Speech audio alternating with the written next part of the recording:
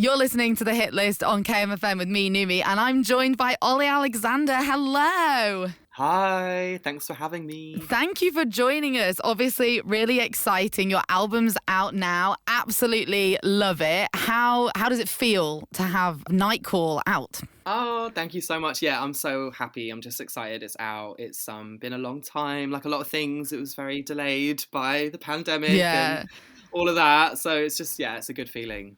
Does this release feel a little bit different? Because obviously it's the first album from you being solo as Years and Years. Yeah, do you know what? Gosh, I thought I knew how this whole thing goes, putting an album out, but it feels differently and a bit different now, like obviously because it's just me, but also just I don't know, the world changes so quickly, like everything is just changing all the time, so I'm like, I don't know where my head is at, but I'm just grateful, like I'm so happy that I'm putting this out, so yeah. Well, you should be happy because it's amazing. It's a pop masterpiece, Olly.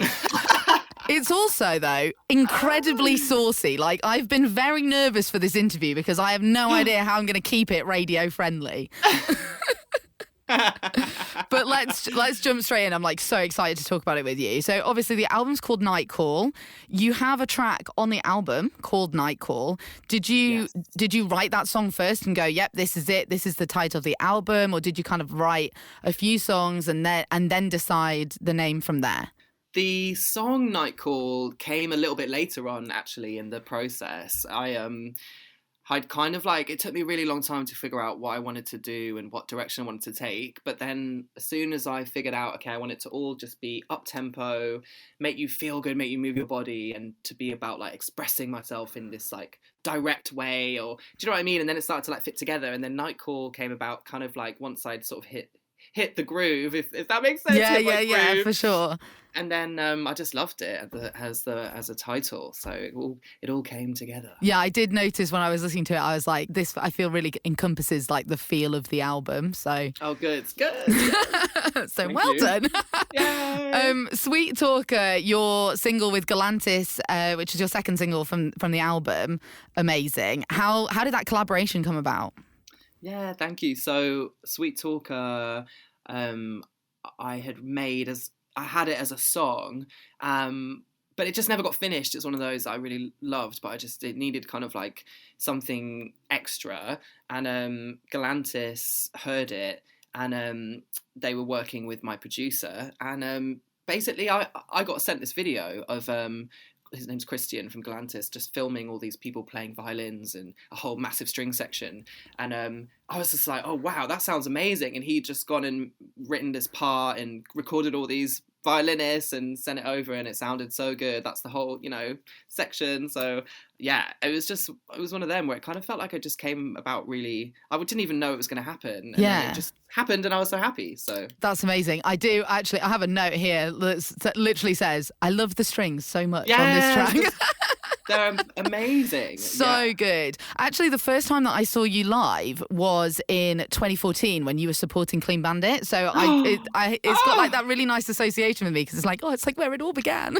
I know. Oh, that's nice. Oh, such a long time ago. I know. You've just taken off. What a journey. Wow. What a journey. So this album is basically all bangers. It's just a non-stop bop shop. I love that you've still got a little bit of emotional vulnerability there. I love the song Make It Out Alive. Oh, thank you. Made me cry. I shed a little tear. Oh, you've really listened to this. I love that. I could show you my notes. They're in depth. I went very hard with this one. I was like, headphones on, notifications off. I'm in the zone. Thank you so much. But yeah, the album, non-stop bangers. I feel it kind of feels like to me, when you're in a club and you really need to go for a wee, but the DJ won't stop playing good songs, and you're like, I just got to keep going. Oh, love that. That is perfect. Yeah. When you were writing, were there originally some slower songs that you were thinking of including, or was it from the get-go you were like, this needs to just be big and full?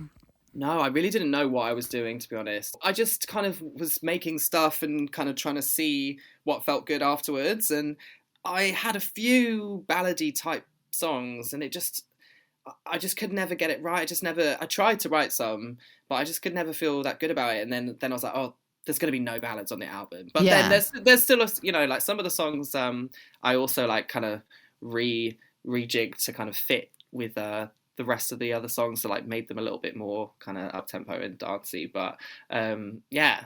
But I feel like you've still got that emotional range, but you can just dance and cry at the same time. That's it. Like, I don't know about you, but I very much veer from one side to the other, where I'm like having a great time, having a cry. Yeah, literally Panic at the Disco. So yeah, exactly. So the album art is a mermaid, which I love. Thank you. Wanting to be a man-eater siren. I saw that in an interview. Did that kind of image come to you quite early? Because I noticed that this is going to make me sound really nerdy again about how hard I was listening. Like, a lot of the songs have really layered harmonies, and it is quite siren-like. Like, do you think that was purposeful? Or? Yeah.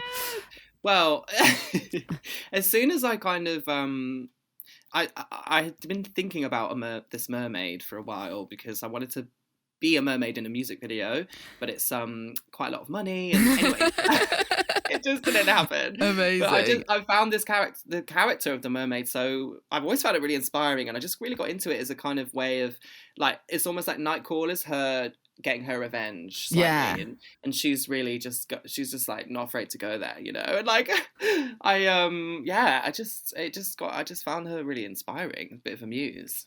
Amazing. So I actually saw you perform at Magical Pride in Disney Paris. You did? I did. Oh my 2018. 2019. Absolutely amazing.